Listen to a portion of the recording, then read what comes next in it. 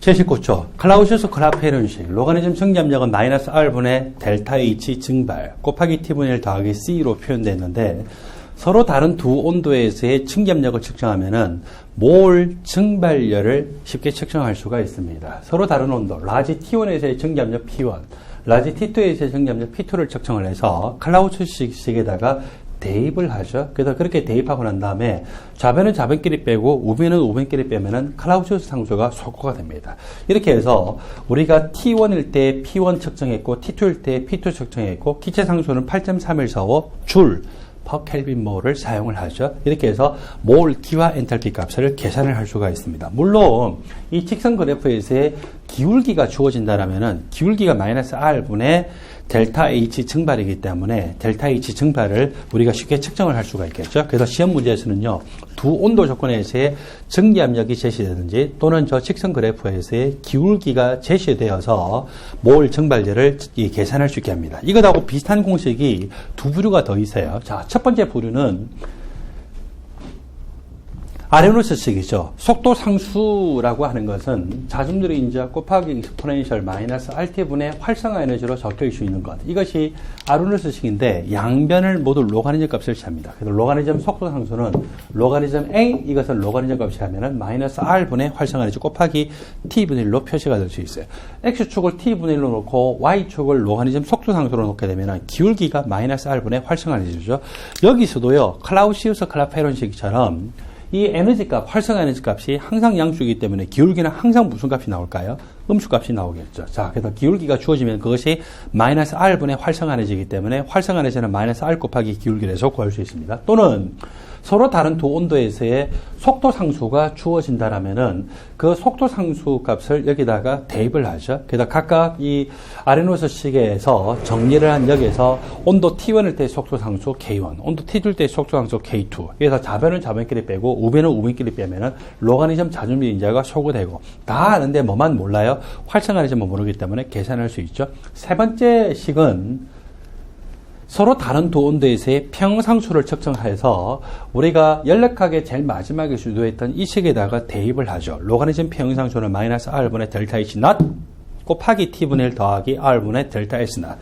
라지 T1일 때 평상수 라지 K1, 라지 T2일 때 평상수 K2를 대입을 해서 계산을 하게 되면 또 여기서 제일 우변에 있는 이것들이 소거되고 결국 여기서 모르는 것은 델타 H not만 모르죠. 표준 엔탈피 변화값을 계산을 할 수가 있습니다. 그리고 표준 엔탈피 변화값을 계산을 할 수 있으면은 그걸 여기다 대입을 해요. 대입을 하고서 라지 T2일 때 평상수 값 우리 알잖아요. 자, 여기서 이것 알고 기체상수 알고 기기 때문에 뭐를 또 계산할 수 있습니까? 표준 엔트로피 변화도 계산할 수 있죠. 물론 라지 T1일 때 평상수 라지 K1 여기다가 대입을 해도 상관은 없습니다. 다 구할 수가 있죠.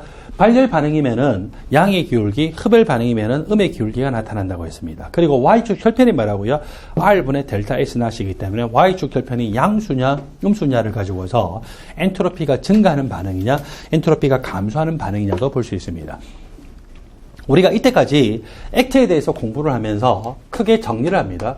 동일한 액체 분자간의 인력을 응집력이다라고 했는데 응집력이 크면 클수록 뭐가 높다고요? 끓는 점이 높죠? 몰, 기화, 엔탈피 값이 더 크게 나타납니다. 그리고 표면 장력이 더 크게 나타나고 그리고 점도도 일반적으로는 더 크게 나타나는데 어떤 기준 온도에서의 증기압력은 작게 나타나더라, 크게 나타나더라, 작게 나타나죠. 증기압력에 영향을 미치는 인자. 온도가 높으면 높을수록 증기압력은 커져요.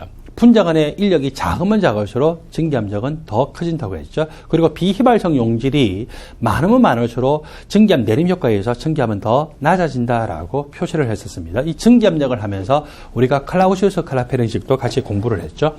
고체는요, 크게 결정성 고체와 비결정성 고체로 나뉘어질 수 있어요. 결정성 고체는 비교적 입자들의 배열이 규칙적인 배열을 가지고 있습니다. 그 다음에 녹는 점도 일정한 녹점을 나타내죠. 근데 방향에 따라서 그 성질이 달라지는 비등방성을 나타내고 비등방성 방향에 따라서 성질이 같지가 않다라고 하는 거죠. 이 보통 물리적인 성질값이 달라지는데 열 전도도라든지 또는 전기 전도도라든지 또는 굵기, 그걸 우리가 하드니스라고 하는데 그런 성질들이 다 달라지게 되고 또는 빛의 굴절률이 달라지게 됩니다.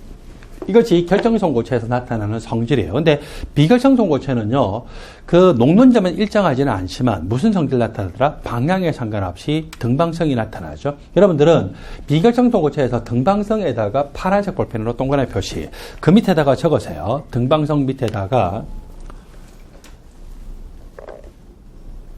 투명하다라고 적어 놓으세요. 고체일 때, 그것의 두께가 일정 두께일 때, 이것이 결정성 고체인 경우에는요, 보통 불투명한데 비결정성 고체인 경우는 투명하게 나타날 수가 있습니다. 그래서 투명하냐 아니냐를 가지고서 우리는 보통 결정이냐 또는 비결정에 가까우냐라고 쉽게 구분을 할 수 있기도 하는데, 이것이 법령적인 건 아니지만 일반적으로 그렇게 적을 수가 있다는 거죠. 그리고 또 더 나아가서 여기 이 그래프 상태에서 스몰 a 위에다가 여러분들이 녹색 형광펜을 가지고서 덧칠을 하세요. 거기다 적으세요. 액체입니다. 액체.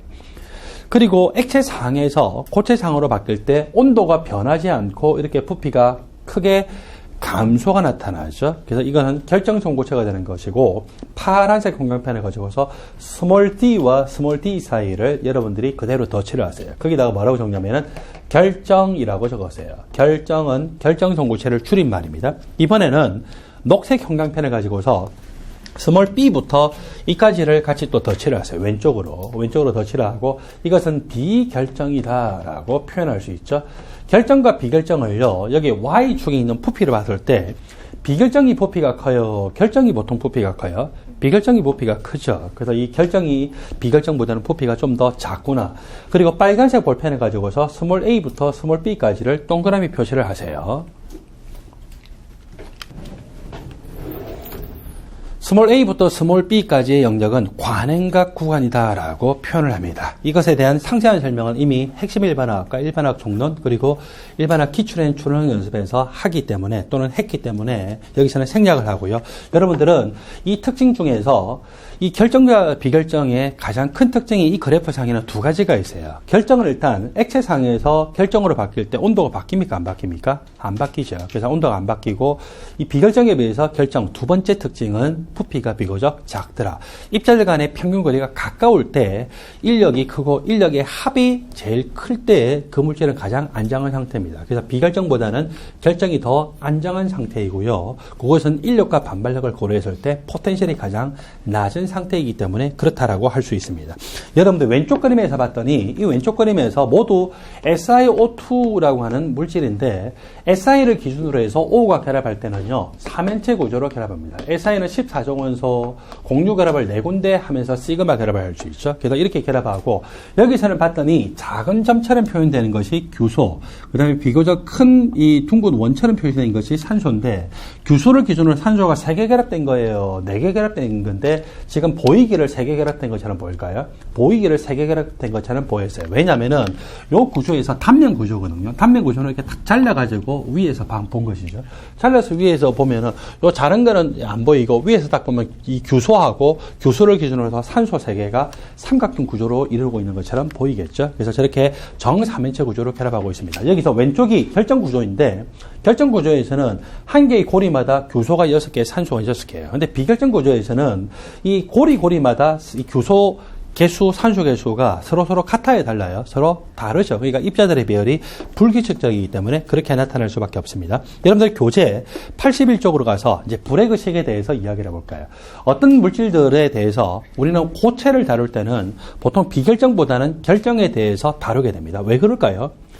대부분의 자연계에 있는 고체 물질들은 결정입니다. 그 다음에 또 결정 구조에 대해서 다루고 난 다음에 거기서 흐트러지는 정도가 크면 클수록 더 비결정에 가까워지니까 결정을 다루고 난 다음에 비결정 쪽으로 가는 것이 정석적이겠죠. 완전히 랜덤한 거에서 규칙적인 걸로 갈까요? 규칙적인 거 먼저 설명하고 랜덤한 거로 가는 게 더 좋을까요? 규칙적인 거 먼저 설명하고 해서 기본적으로 우리가 다루는 고체들은 다 자연계의 물질들이 결정이 많기 때문에 이 결정, 그리고 또 그 규칙적인 배열 구조를 다루고 난 다음에 랜덤한 쪽으로 가는 것이 순서적으로 맞기 때문에 결정 구조에 대해서 공부합니다. 결정 구조를 이룰 때 입자들의 배열이 규칙적이고 반복적인 배열 구조를 있는데, 그거는 X선 회절법을 가지고서 분석을 하게 되어 있습니다. 자, X선을 조사를 했을 때 정상과 정상이 서로 일치가 되면, 물론 이거는 파장이 똑같아요. 정상과 정상이 일치가 되면 보강간섭이 일어나죠. 그런데 여기는 정상인데 여기는 고리예요. 여기는 정상이, 여기는 골이에요. 또는 여기는 골인데 여기는 정상이죠. 서로 뭐가 될까요? 상쇄 간섭이 되겠죠. 그래서 이 빛의 세기 자체가 제로로 될 수가 있겠죠. 그래서 보강 간섭이라면은 그 빛의 인텐시티, 강도, 세기가 더 커지게 되고 그 보강 간섭이 일어났을 때 결국 그것이 보통 사진 건판 같은데 점의 형태로 나타날 수가 있습니다. 그리고 점의 형태로 나타나기 위해서는 일단 보강 간섭이 이루어지는데 보강 간섭이 이루어지기 위해서는 입자들의 배열이 질서정연한 구조가 돼야 되죠. 자, 이거는 질서정연한 배열 구조에 해당이 돼요. 이것하고 입사되는 X선의 파가 똑같아요. 그때 여기서 서로 인터랙션하고 난 다음에 반사가 되는 이걸 이제 우리가 회절이라고 그래요. 그리고 여기서 또 이렇게 들어와서 이 서로 인터랙션하고 난 다음에 반사가 돼요. 회절돼서 나갈 때 이 파하고 이 파하고 파장은 똑같은데 위의 파에 비해서 밑에 파는 어때요? 요것만큼 더 전진을 해야 되죠. 전진을 해야 되는데 서로 보강 간섭이 일어난 상태에서 빠져나가려면은 입사가 되고 난 다음에 이것이 X선 파의 파장의 정수배로 될 때 해당이 되죠. 자, 이 간의 거리를요, 라지 AC, 선분 AC예요.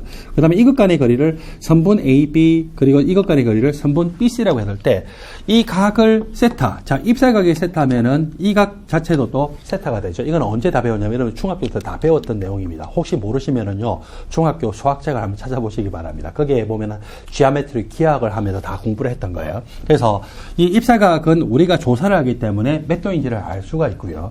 그때 요 사인 세타다라고 하게 되면은 사인 세타는 뭐분의 뭐에 해당이 돼요? 바로 선분 AC분의 선분 BC에 해당이 되죠. 그래서 선분 AC가 또 요 천간의 거리인 스몰 d에 해당이 됩니다. 따라서 여기서 D라고 하는 것은 사인 세타분의 BC라고 할 수도 있고 또는 선분 BC라고 하는 것은 D 곱하기 사인 세타다라고 나타날 수 있죠. 이것이 선분 BC인데 이 파와 이 파는요, 얼마만큼 거리가 차이 나냐면은 이 거리만큼 차이 나요. 이 거리는 바로 선분 BC의 몇 배에 해당될까요? 2배겠죠. 그래서 선분 BC의 2배에 해당되는 것, 즉 D 곱하기 사인 세타의 2배만큼 한 것이 뭐하고 똑같아야 됩니까? X선파의 정수배하고 똑같아야 돼요. 자, 이해를 했든지 못했든지 간에 결국 이 거리라고 하는 것은 이런 식으로 나타날 수가 있겠죠. 자, 여기서 N값이라고 하는 것은요, 1일 수도 있고 2일 수도 있고 3일 수도 있고 1일 때 우리가 1차 회절, 2일 때 2차 회절, 3일 때 3차 회절을 하는데 그 정수다라고 하는 것만 여러분들이 기억을 하시면 됩니다.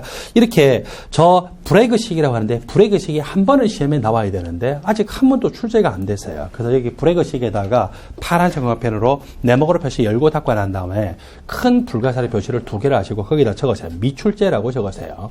반드시 한 번 출제됩니다. 제 생각에 한 번 출제되면 한 번이 아니고요. 아마도 출제되는 그때부터 시작해서 한 10년 사이에 적어도 서너 번 정도는 출제가 될 거예요. 그래서 브레이크식이 출제가 돼야 되고 저 브레이크식에 의해서 저 층간의 거리가 얼마냐 또는 여기 입사각의 세타 값이 얼마냐. 물론 이런 문제를 풀기 위해서는 여러분들한테 교수님들이 이 문제를 계산기를 쓰지 않더라도 딱딱 맞아떨어질 수 있도록 어떤 데이터를 주겠죠. 그래서 그 데이터를 받은 거 가지고 문제를 풀면 되는데 저게 시험에 한 번은 나올 텐데 나오면 어떤 유형으로 나올 거냐면은 제가 일반학 추론해서 여러분들한테 제시한 그대로 나올 거예요. 항상 새로운 유형은 어떻게 나온다고요? 제가 여러분들한테 제시한 그대로 나와요. 그래서 그렇게 해서 여러분들이 이 공부를 하시기 바랍니다. 자, 결정 구조를 우리는 계속 공부를 할 텐데 결정이라는 것은 입자들이 3차원적으로 규칙적이고 반복적인 배열 구조를 가지고 있습니다. 그때 반복적으로 배열 구조를 가지고 있는 중에서 가장 작은 구조를 우리는 단위세포다라고 표현하죠. 단위세포를 표현할 때는 수학적인 방법을 사용하면 편리한데 따라서 수학적인 방법 중에서 이 입자들의 배열을 우리가 가상의 선으로 딱 연결을 해봤더니 이것은 정육면체 구조죠. 정육면체 구조를 다른 말로 도형하기 위해서는 입방체라고 표현해요. 그래서 입방체를 기준으로 어디에 입자가 있습니까? 꼭지점. 꼭지점에는 항상 기본이에요. 그리고 정육면체 기준으로 꼭지점에 있고 어디도 있습니까? 바디 센터, 채심 위치도 있죠. 정육면체, 입방체의 꼭지점에는 기본적으로 있고 어디도 있어요? 왼쪽, 오른쪽, 위아래, 앞뒤에 면의 중심에도 있죠. 그래서 이렇게 면심이 됩니다. 따라서 이거는 정육면체, 입방체의 가장 기본이기 때문에 단순 입방, 채심 입방, 면심 입방. 그 다음에 이거는 육각기둥이 있죠. 육각기둥의 가장 단순한 형태이기 때문에 단순 육방이라고 하는데 이 단순 육방 구조는 또 조밀 구조거든요. 그래서 우리가 저거를 단순 육방이라고도 표현하고 또는 육방 조밀 구조다라고도 표현합니다. 그리고 여러분들 이미 알고 있죠? 면심 입방 구조는 조밀 구조인데 무슨 조밀 구조입니까? 입방체를 기본으로 한 조밀 구조이기 때문에 입방 조밀이다라고도 표현을 합니다. 면심 입방 구조에 대해서는요, 우리에게 질문할 거리가 많아요. 그래서 그 면심 입방 구조에서 다 봤더니 면심 입방 구조에서는 구멍이 크게 세 종류가 나타나죠. 입자 3개가 이루고 있는 요 평면 삼각형 구멍. 입자 4개가 정사면체 구조로 모였을 때 요 안에 빈틈이 있는데 그게 사면체 구멍. 입자가 6개가 딱 만났을 때 이거는 어디가 앞을 향하고 있어요? 죄송합니다. 뾰족한 부분이 뒤쪽을 향하고 있고 이건 어디를 향하고 있어요? 앞쪽을 향하고 있죠. 그래서 삼각형하고 그거의 정반대 삼각형이 서로 만나게 되면 더 이상 움직이지 않을 정도로 꽉 끼게 되는데 그렇게 되면 이 구조가 무슨 구조가 됩니까? 바로 팔면체 구조로 나타납니다. 그래서 그런 구멍을 우리가 팔면체 구멍이다라고 표현하죠. 그 구멍의 크기를 봤을 때 평면 삼각형 구멍보다는 사면체 구멍이 크고 사면체 구멍보다는 팔면체 구멍이 더 크게 나타나더라. 그리고 면심 입방 구조에서 평면 삼각형 구멍에 대해서는 질문하지 않아. 왜냐면은 이 평면 삼각형 구멍은 이 다른 쪽으로 걸쳐져 있기도 하는데다가 살리기가 워낙 힘들기 때문에. 근데 팔면체 구멍이나 사면체 구멍은 항상 질문을 하죠. 그래서 그 질문을 하는데 그 질문할 때 구멍의 개수가 몇 개인가 라고 하는 거를 봤더니 다음과 같이 나타납니다. 꼭 지점이 하나, 둘, 셋, 넷, 다섯, 여섯, 일곱, 여덟 개는 기본적으로 존재하죠. 또 어디도 입자가 존재합니까? 왼쪽 면 중심, 오른쪽 면 중심, 앞면 중심, 뒷면 중심, 그리고 윗면 중심, 아랫면의 중심에 입자들이 다 존재를 하죠. 자, 요렇게 했을 때 여러분들 여기 지금 중심 자리가 비어 있는데 이 중심 자리는요, 몇 개의 입자에서 둘러싸여 있습니까? 4개, 5, 6개. 그리고 이렇게 했을 때 어떤 구조를 이루고 있습니까? 팔면체 구조를 이루고 있죠. 그래서 이 중심 자리가 팔면체 구멍이에요. 이 팔면체 구멍의 특징은요, 자기 주위에 이 지금 비어 있는 거예요. 자기 주위에 왼쪽, 오른쪽, 앞, 뒤, 위, 아래 둘러싸여 있어요. 그럼 여기도 보니까 어때요? 왼쪽, 그리고 오른쪽, 위, 아래, 앞, 뒤죠. 여기도 마찬가지. 그래서 이렇게 모서리 중심 자리가 하나, 둘, 셋, 넷. 그리고 또 세워진 모서리 중심 여기도 마찬가지죠. 앞쪽에 위, 아래, 왼쪽, 그리고 오른쪽 뒤에 있겠죠. 그래서 이렇게 해서 여기 밑에 모서리 4개, 위에 모서리 4개, 세워진 모서리 4개가 전부 무슨 구멍자리? 팔면체 구멍자리죠. 팔면체 구멍자리는요, 4개, 4개, 4개, 12군데에다가 바디 센터 위치까지 13군데. 그런데 알짜 개수가 몇 개냐면은 이거는 아예 한 개가 이 안에 다 포함되어 있죠. 그 다음에 여기에 있다라고 하면은 이거는 얼마만큼만 포함될까요? 4분의 1만 포함되겠죠. 곱하기 12 하면은 몇 개? 3개가 되겠죠. 그래서 알짜로 1개하고 3개에서 알짜로 몇 개가 포함되냐면은 4개가 포함됐구나라고 계산을 할 수가 있습니다.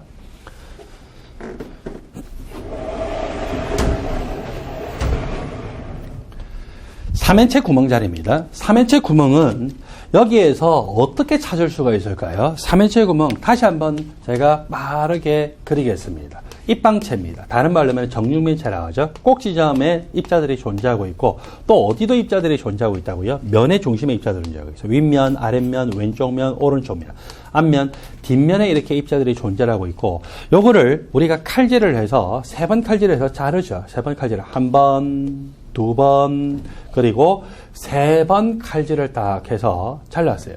그랬을 때 정육면체가 몇 개가 눈에 보이냐면 8개죠. 위에 4개, 아래쪽에 4개.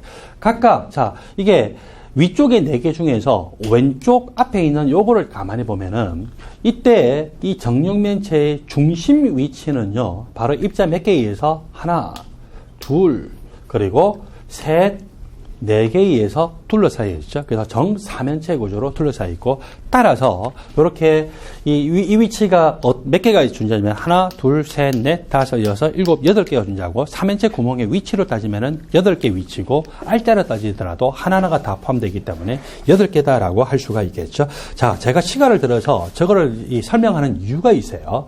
다시 점검해 볼까요? 면심 입방 구조에서는요, 팔면체 구멍 자리에 위치적으로 보면 몇 군데 위치였어요? 13군데죠? 알자로 따지면 몇 군데? 4군데. 근데 사이트로 따지면 13군데 있어요. 알자로 하자면 4개지만. 3행체 구멍은요, 위치적으로 봐도 몇 군데예요? 8군데. 그 다음에 알자로 하더라도 하나하나가 다 포함되어 있기 때문에 알자로 몇 개 포함되어 있다고요?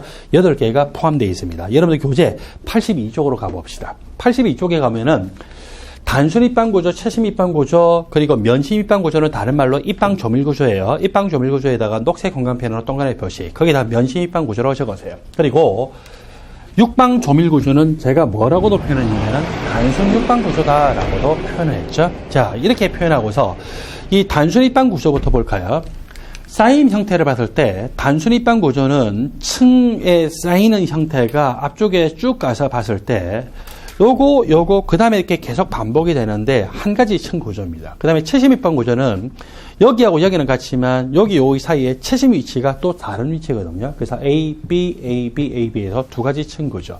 면심 입방 구조는 이렇게 하면은 우리가 잘 볼 수가 없는데, 이렇게 딱 해서 보면은 크게 세 군데 위치로 나타나요. 그래서 A, B, C, A, B, C 이렇게 나타나서 면심 입방 구조, 입방 조밀 구조는 몇 개 층 구조? 3개 층 구조입니다. 그러니까 육방 조밀 구조인데, 육방 조밀 구조는 2층하고 2층은 서로 똑같죠? 그래서 A, B, 그 다음에 A, B, A, B에서 두 개 층 구조로 나타날 수 밖에 없겠죠. 단순 입방 구조, 이 입자가요, 몇 개의 입자에 의해서 둘러싸여 있냐면, 오른쪽, 왼쪽, 아래쪽, 위쪽, 뒤쪽, 앞쪽에서 6개의 입자.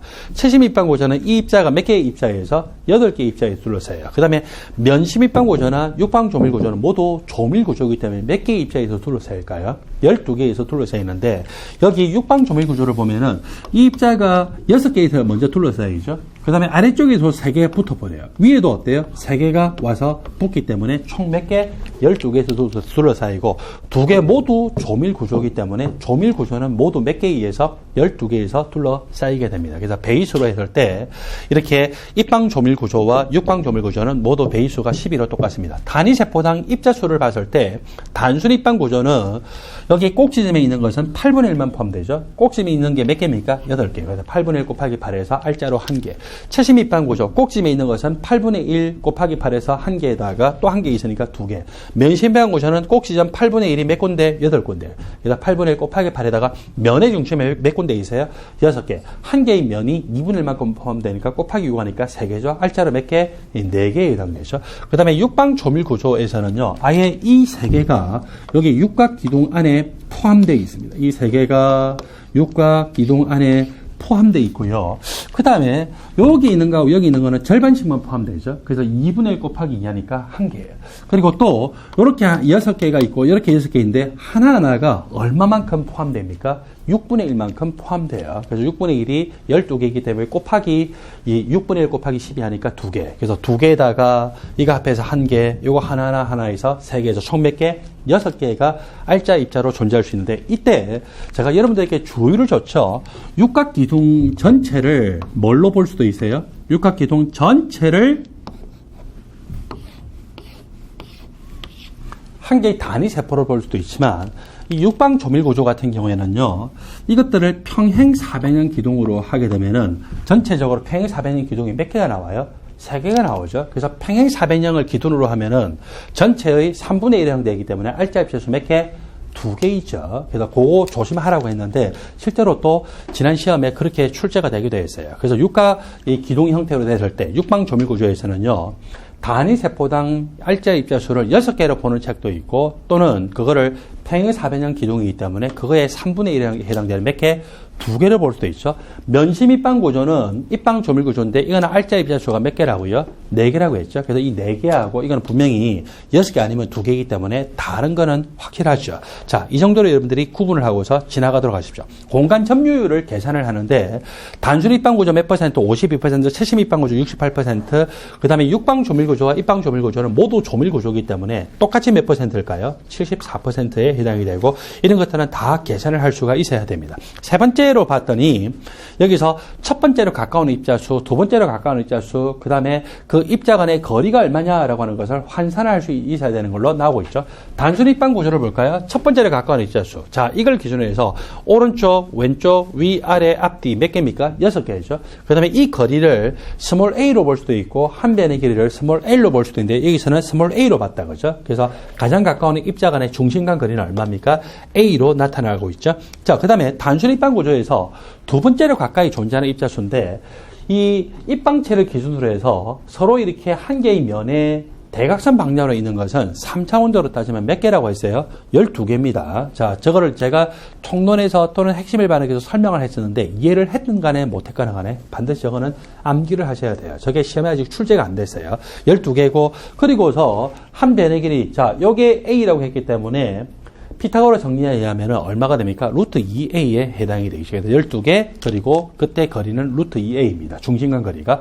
그리고 여기서는 최심 입방 구조죠. 최심 입방 구조에서 이 입자를 기준으로 가장 가까이 존재하는 입자는 이걸 기준으로 되는데 여기서는 이걸 기준으로 하면 찾기가 어렵죠. 이거 기준으로 하면은 총 몇 개입니까? 바로 꼭지점에 있는 입자들 8개에 해당되고 거리는요. 여기서 이까지 거리가 피타고라스 정리에 두 분을 해보면 루트 3a에 해당되기 때문에 이 거리는 얼마입니까? 2분의 루트 3a죠. 게다가 가장 가까운 입자 중심 간의 거리는 2분의 루트 3a이고 입자수는 8개. 두 번째로 가까이 존재하는 것은 이걸로 또 기준을 하면은 찾기가 어려워요. 이거 기준으로 하면 되겠죠. 그래서 두 번째로 가까운 것이 바로 이겁니다. 오른쪽, 왼쪽, 아래쪽, 위쪽, 뒤쪽, 앞쪽에서 6개이고 그 거리는 스몰 a에 해당되죠. 이번에는 면심 입방 구조죠. 면심 입방 구조에서 가장 가까이 존재하는 거. 자, 이거 기준으로 해도 되고 이거 기준으로 했는데 얼마에 해당될까요? 바로 여기겠죠. 자, 제가 뭐라고 했냐면은 이 입방체처럼 보이는 것에 면을 가로질러서 존재하는 것은 3차원으로 따지면 몇 개 존재한다고요? 12개라고 했죠. 그래서 가장 가까이 존재하는 것은 12개이고요. 그거의 거리는 여기가 a이기 때문에 이까지가 루트 2a죠. 루트 2a의 얼마? 2분의 1에 해당이 돼요. 그래서 루트 2a의 2분의 1에 해당되는 것이 바로 첫 번째로 가까이 존재하는 것. 개수는 몇 개? 12개. 두 번째로 가까이 존재하는 것은 이 거리상으로 보면 a이고 오른쪽, 왼쪽, 위, 아래, 앞, 뒤이기 때문에 6개에 해당이 되겠죠. 그래서 이 정도는 기본적으로 구할 수 있도록 하십시오.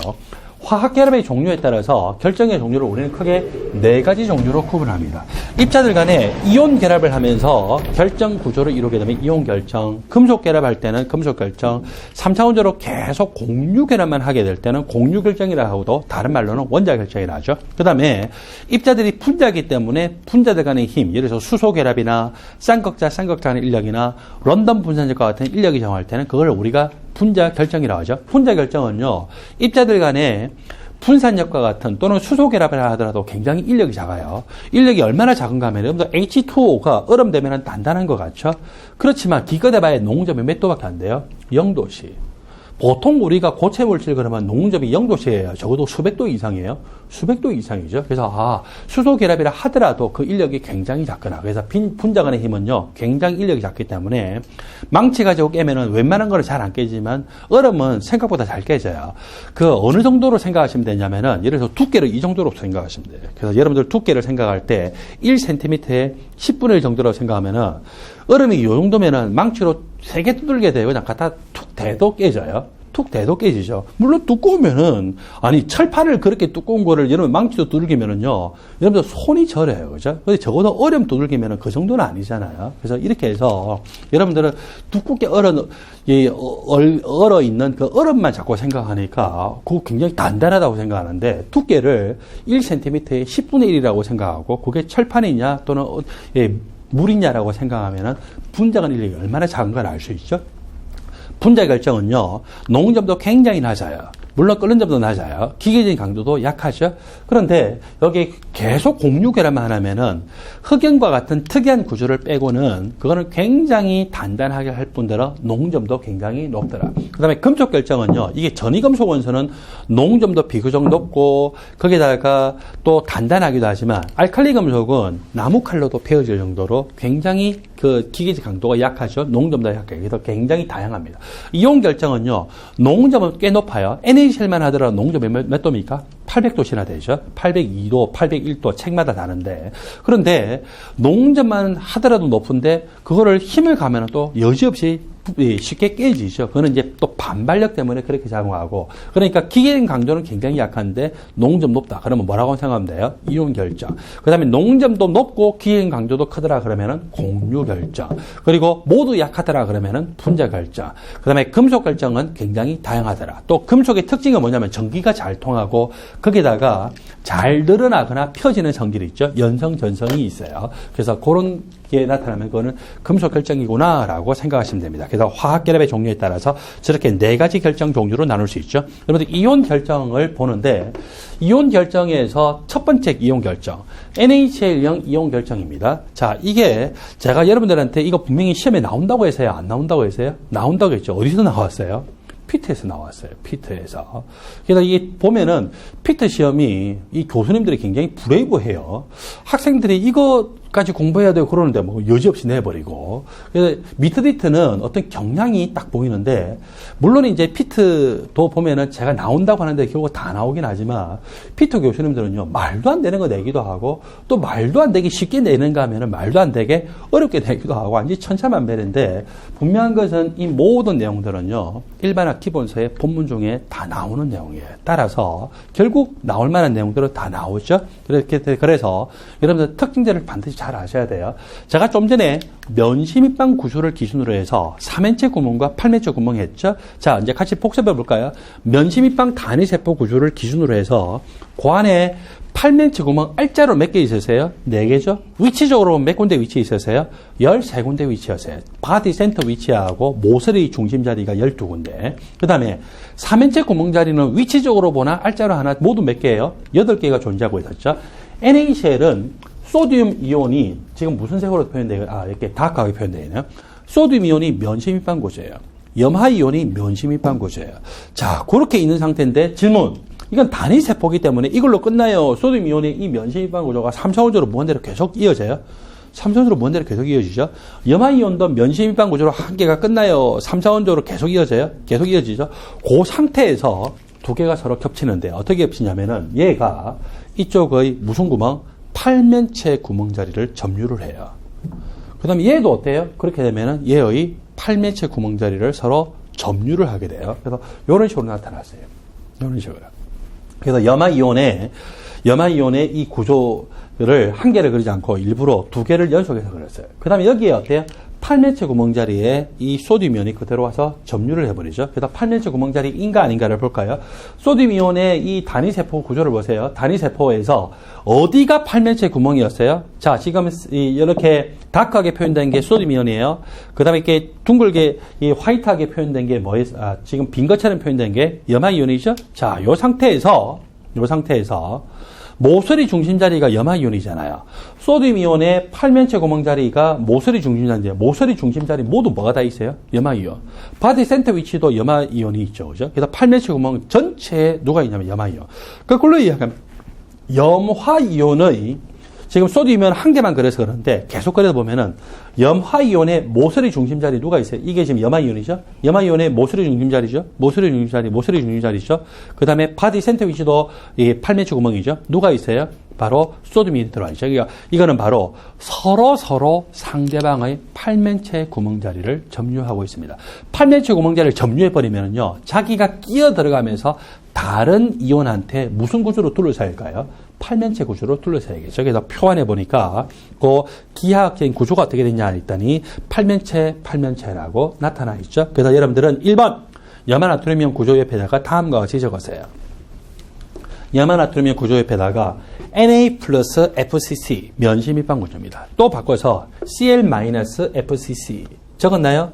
그 다음에 줄 바꿔서 서로 상대방의 8면체 구멍자리 점유. 서로 상대방의 8면체 구멍자리 점유. 그리고 황화 아연형 구조로 갑시다. 황화아연 구조가 여러분들 오른쪽 그 열에 보니까 4번으로 나타나 있죠. 황화 아연형 구조. 아연 2가 이온이 또 면심입방이에요. 그 다음에 황화이온도 어때요? 면심입방이죠. NaCl하고 비슷하죠. 자, 여러분들 이제 여기 4번에다 뭐라고 하냐면은 ZN2 플러스가 FCC. 황화이온도 무슨 구조? 단위세포 구조가 FCC예요. 서로 면심입방 구조인데 줄 바꾸세요. 상대방의 3면체 구멍 자리 중 절반 점유라고 적으세요. 3면체 구멍 자리 중 절반 점유. 질문. 여러분들 면심입방 구조 안에 3면체 구멍 자리가 몇 군데 있었어요? 8군데죠. 그 8군데 중에 4군데를 점유하는 거예요. 그래서 그렇게 되면은 이게 바로 ZNS형 구조가 나타납니다. 자, 그리고 염화 세슘이온 구조로 가볼까요? 염화 세슘이온 구조에서는 세슘이온도 단순 입방 구조, 염화이온도 단순 입방 구조. 그 상태에서 서로 상대방의 바디 센터 위치가 비었거든요. 그래서 그 자리에 한 군데씩 딱 들어가고 있어요. 바디 센터, 채심 자리. 그래서 그 자리를 서로 점유하는 형태입니다. 그 다음에 여러분들은 저기 염화 세슘이온 구조 옆에다 적으세요. CS 플러스가 뭐라고요? 단순 입방. 단순 입방은요, 심플 큐빅이에요. 그리고 CL-가 뭐라고요? 단순 입방 심플 큐빅입니다. 그리고 줄 바꾸세요. 서로 상대방의 채심 위치 점유라고 하세요. 채심 위치는 딱 한 군데밖에 없죠. 서로 상대방의 채심 위치 점유.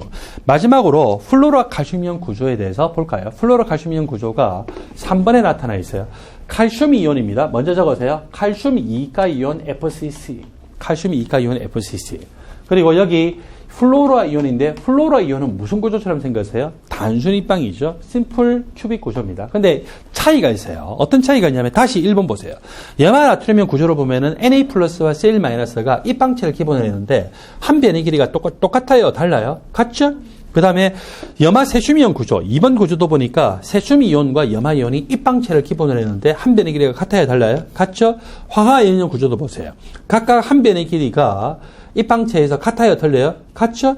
그런데 여기 플로라 칼슘이온 구조에서는 이 한 변의 길이를 A고 이 한 변의 길이 B인데 B가 어때요? A의 2분의 1밖에 안 돼요. 즉 A가 B의 몇 배다? 2배가 된다는 거죠. 그래서 이게 굉장히 큰 차이에 해당이 됩니다. 여러분 그림 옆에 있어요. A가 B의 2배에 해당됩니다. 칼슘 2가 이온이 무슨 구조라고 했어요? 면심 입방 구조라고 하겠죠? 자, 질문! 칼슘 이가 이온이 면심 입방 구조이기 때문에 그 면심 입방 구조 안에는 삼연체 구멍자리가 몇 군데 있어요? 8군데. 알자리에 8군데예요. 그 삼연체 구멍자리 8군데에 이 입자들이 다 들어와서 박혔어요. 그래서 그렇게 된 구조가 바로 뭡니까? 염화 플로로와 칼슘이온 구조. 이 플로라 칼슘을요, 우리가 광물학적으로 분석할 때는 형석이라고 하거든요. 바로 형석 구조에 해당이 됩니다. 플로라 칼슘이온 구조. 그래서 양이온은 면심 입방 구조고 음이온은 단순 입방 구조인데 그 단순 입방 구조의 입방체 한 변의 길이가 양이온의 이 입방체 한 변의 길이의 2분의 1밖에 안 되고 그렇게 해서 이 삼연체 구멍자리에 다 점유가 되죠. 그럼 질문해 볼까요? 이 입자 플로라 이온이 삼연체 구멍자리에 들어왔으니까 자기가 삼연체 구멍자리에 들어왔다는 건 자기가 칼슘 이온 삼연체 구멍자리에 있으니까 칼슘 이온 몇 개의 둘러쌀까요? 3인체 구조 4개죠. 자, 그 다음에 이번에는 여기 칼슘 이온이 있는데 칼슘 이온은 플로라 이온 몇 개에서 둘러싸일까요? 그래서 플로라 이온의 요 입방체 부분이 이렇게 끝났어요. 위에 또 있을까요? 위에 또 있겠죠. 밑에 몇 개? 4개. 위에 몇 개? 4개. 이렇게 해서 4개에서 8개 둘러싸 있는데 밑에 4개 하고 위에 4개 이게 정확하게 무슨 구조를 이루어요? 정확하게 입방체 구조를 이루어요. 그래서 칼슘 이온이요, 플로라 이온 하나, 둘, 셋, 넷, 다섯, 여섯, 일곱, 8개에 의해서 둘러싸여 있는데 요 입방체의 바디 센터 위치에 칼슘 이온이 있는 것처럼 나타나게 되어 있습니다. 루타일형 구조, TiO2형 구조 이것도 여러분들 일반학 책에 나오기 때문에 제가 소개를 해놨는데 제가 간단하게 비교적 빠르게 설명하고 넘어갈게요. 여기 봤더니 티타늄 플러스 4가 이온이 전체적으로 무슨 구조처럼 보여요? 입방체 전체처럼 보이죠? 입방체에다가 어디에도 존재하고 있습니까? 중심에도 존재하고 있죠? 그래서 채심 입방체처럼 보이는데 이건 사실은 정확하게는 정육면체가 아니에요. 정육면체가 아니고 정육면체보다는 길이가 좀 더 길어요. 그래서 그렇기 때문에 그걸 우리 뭐라고 하냐면은 입방체라고 하지 않고 정방체라고 이야기하거든요. 그건 몰라도 상관없어요. 자, 이렇게 존재하고 있고, 그 다음에 산화이온이 존재하고 있는 것이 여기 안에 2개도 존재하고, 바깥에 또 표면에 어때요? 2개가 이렇게 걸쳐져 있죠. 그래서 이렇게 걸쳐져 있고, 여기서 자, 가만히 봤더니 티타늄 플러스 아까를 꼭지 있는 걸로 보면은 우리가 잘 구분 못 하는데, 이거를 기준으로 보면은요, 산화이온 4개가 평면 삼각형이죠. 그 다음에 이거 2개가 어때요? 축방량. 그러니까 이렇게 티타늄 4가 이온이 산화이온 몇 개에 의해서 6개에 의해서 거의 팔면체 구조에 가깝게 둘러싸이게 돼 있어요. 그리고 여기 산화이온은 그러면은 티타늄 4가 이온 몇 개에 둘러싸이냐면은 하나, 둘, 3개에 의해서 거의 평면삼각형. 물론 정확하게 평면삼각형은 아니지만 거의 평면삼각형 구조로 세 개에 의해서 둘러싸여 있는 그런 구조가 됩니다. 이때 화학식 어떻게 나타날까요? 화학식은요, 단위세포 안에서 입자수의 가장 간단한 정수비를 해서 구하면 되거든요. 티타늄 사카이온 몇 개가 있습니까? 하나, 둘, 셋, 넷, 다섯, 여섯, 일곱, 여덟 개죠. 8개인데 꼭지점이 있으니까 얼마만큼씩 포함될까요? 8분의 1개씩. 그래서 8개 곱하기 8분의 1 하니까 몇 개? 1개. 또 여기 1개가 있죠. 그래서 이렇게 해서 티타늄 사카이온이 지금 알짜로 2개가 존재해요. 산화이온이 몇 개인가 볼까요? 안쪽에 지금 2개가 있죠. 안쪽에 2개가 있어요. 그 다음에 바깥쪽에 있는 하나, 둘, 셋, 4개는 면에 걸쳐져 있잖아요. 따라서 몇 개로 카운팅해야 될까요? 2분의 1. 그래서 4 곱하기 2분의 1을 하기 때문에 몇 개가 될까요? 2개죠. 그곳하고 안쪽에 있는 2개하고 하니까 몇 개가 됩니까? 4죠. 그래서 Ti 플러스 사카이온하고 산화이온이 2대 4입니다. 2대 4요. 2대 4의 가장 간단한 정비는 얼마가 됩니까? 1대 2가 되겠죠. 그래서 TiO2가 됐어요. 물론 앞에 있는 염화나트륨 구조나 염화세슘 구조나 플루로칼슘 구조나 황화염 구조도 전부 어때요? 그 어떤 단위세포를 딱 기준으로 해서 알짜로 입자수가 몇 개 대 몇 개냐라고 해서 나오게 된 구조에 해당되죠. 그러므로 제가 여기 플루로칼슘이온 구조를 가지고서 한 번 더 복습을 해볼까요? 플루로칼슘이온 구조 이쪽으로 왔어요. 자, 이 플루로칼슘이온 구조에서 칼슘 이온은 몇 개일까요? 칼슘 이온은 자기가 면심이 빵이기 때문에 카운팅하자도 몇 개예요? 4개죠? 4개인데 플로라 이온 몇 개가 있냐면은 3인체 구멍자리 8군데 하나, 둘, 셋, 넷, 다섯, 여섯, 일곱, 8개 존재해서 8개. 4대 8이기 때문에 몇 대 몇일까요? 1대 2겠죠. 그래서 1대 2가 되어서 CaF2 이런 식으로 나타난다는 거죠. 그래서 어떤 단위 세포의 구조를 주고 난 다음에 그것의 화학식이 어떻게 되냐 구하라고 해도 여러분들이 구할 수가 있어야 됩니다. 여러분들 교재 84쪽 상평형도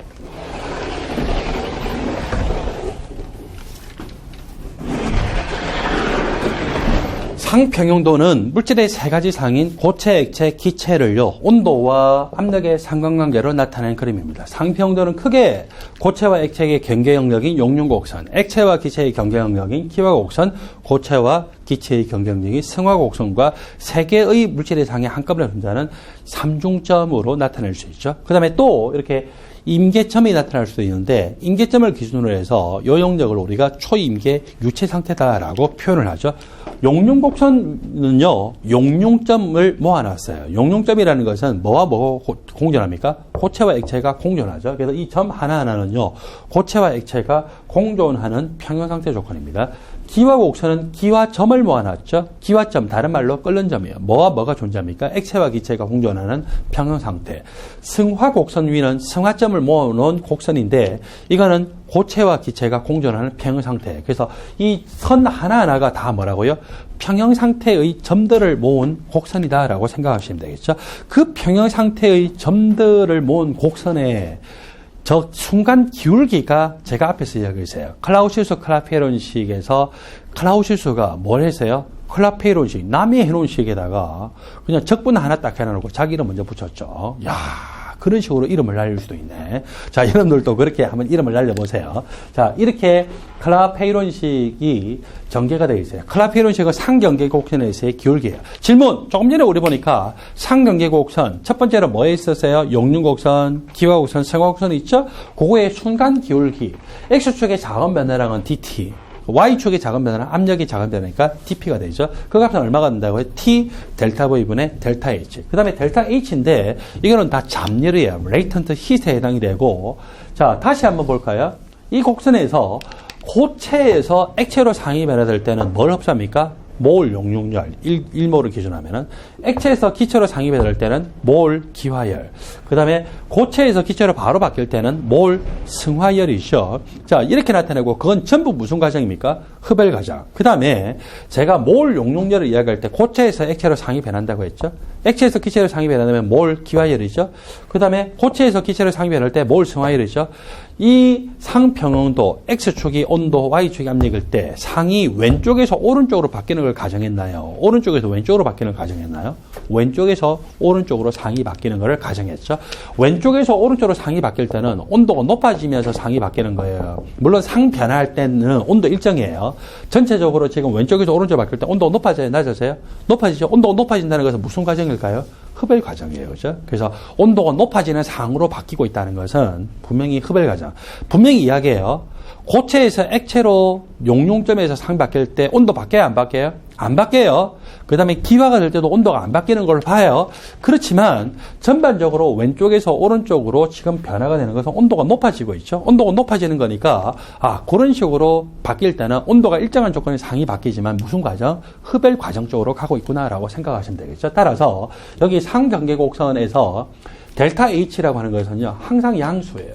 그러면 이 기울기, dt분의 dp, X축의 작은 변화량분의 Y축의 작은 변화량의 기울기는 뭐에 따라 결정될까요? 델타 H는 항상 양수죠? 부피 변화예요. 자, 제가 상 변화를 항상 뭐에서 뭐로 바뀌는 걸로 가정했어요? 왼쪽에서 오른쪽으로. 따라서 여러분들은 이 두 가지로 생각할 수 있어요. 양의 기울기면은 이게 지금 양수잖아요.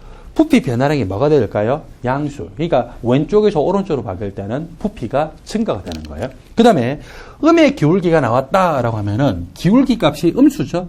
음수가 되려면 다 양수인데 뭐가 음수가 돼야 돼요? 부피가 음수가 되죠. 그래서 음의 기울기라는 것은 왼쪽에서 오른쪽으로 상이 변화할 때 부피가 어떻게 됐다? 감소가 되는 거다. 그래서 여러분들은 저기에서 딱 한 가지만 기억하도록 하세요. 뭐만 기억하시면 되냐면은 X축 온도, Y축 압력으로 나타냈을 때 양의 기울기. 됐죠? 그리고서 왼쪽에서 오른쪽으로 바뀔 때 어떻게 되는 거라고요? 부피 증가. 그럼 질문. 오른쪽에서 왼쪽으로 가면 부피가 어떻게 되는가요? 감소하는 거죠. 우리 뭐 암기하기로 했어요?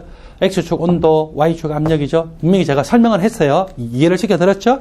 자, 거기에서 그냥 쉽게 문제를 기기적으로 푸는 방법이에요. X축 온도, Y축 압력. 기울기가 양일 때 왼쪽에서 오른쪽으로 바뀌면 부피가 어떻게 된다? 증가죠. 그럼 거꾸로 오른쪽에서 왼쪽으로 하면 부피가 감소. 부피가 증가되면 밀도는 감소. 그 다음에 오른쪽에서 왼쪽으로 하면 부피 감소하죠. 그러면 밀도는 어떻게 될까요? 증가되죠. 요거 분명히 암기했어요. 양의 기울기 때 왼쪽에서 오른쪽으로 하면 부피 증가된다고 했죠. 그러면 거꾸로 음의 기울기면은 왼쪽에서 오른쪽으로 하면 부피가 어떻게 된다는 거예요? 감소하는 거죠.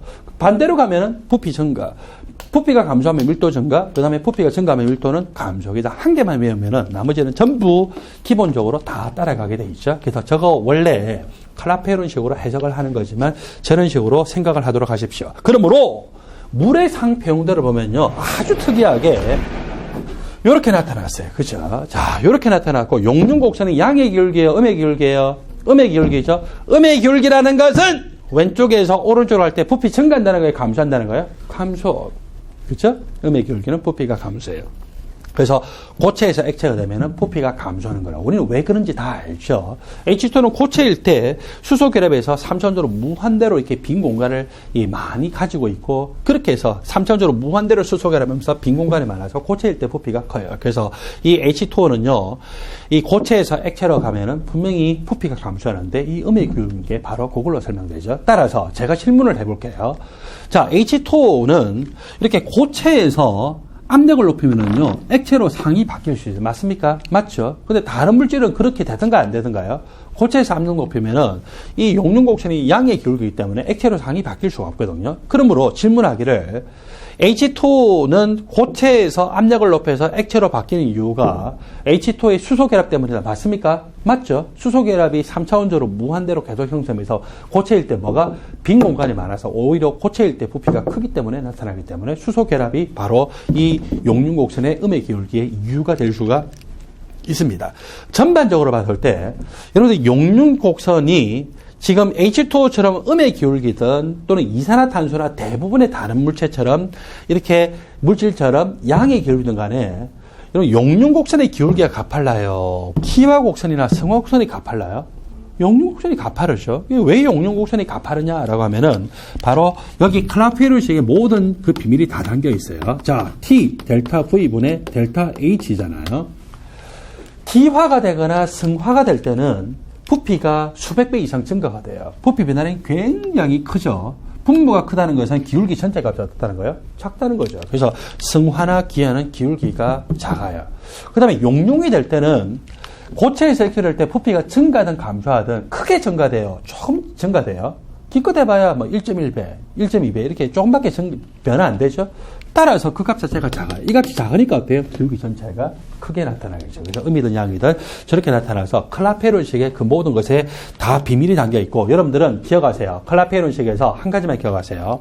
X축의 온도, Y축의 압력일 때, 양의 기울일 때 왼쪽에 도론처럼 부피가 어떻게 된다? 증가. 그러면 나머지 것들은 다 그거를 기반으로 해서 문제를 기계적으로 푸시면 되겠죠. 자, 그리고 여러분들 3중점 이렇게 배웠는데, 3중점은 고체, 액체, 기체가 공존할 수 있죠.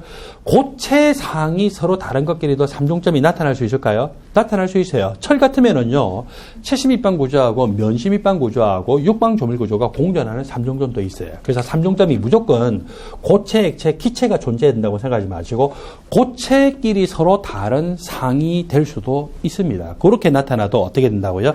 3중점이 될 수가 있다라고 하는 것을 기억하십시오. H2의 3중, 여기 상평형도에서의 가장 큰 특징은 용융곡선의 음의 기울기. 따라서 왼쪽에서 오른쪽으로 상입이 되면 부피가 어떻게 되더라? 감소가 되더라라고 하는 걸 기억하셔야 되고, 이산화탄소의 3중점의 특징이 3중점의 상평형도의 특징은 3중점의 압력이 1기압보다 높아요. 그 말은 뭐냐면은 1기압 조건에서는 고체 아니면 기체로만 존재할 수 있죠. 바로 액체가 존재를 할 수가 없어요. 그래서 이 승화점을 기준으로 해서 이 마이너스 76도 정도가 되는데, 이 온도보다 낮으면 뭐가 돼요? 고체. 이 온도보다 높으면 기체가 될 수가 있겠죠. 그래서 여기 이산화탄소의 3중점의 저 압력이 1기압보다 훨씬 높기 때문에 1기압 조건에서는 뭐 아니면 뭐만 존재할 수 있다? 고체 아니면 기체만 존재할 수가 있습니다. 그것들이 굉장히 큰 특징이기 때문에 반드시 이해를 하도록 하시고, 또 기출문제와 함께 여러분들이 좋은 예들이 많기 때문에 기출문제를 중심으로 해서 연습을 하십시오. 잠시 후에 10장 용액 파트를 같이 공부합니다.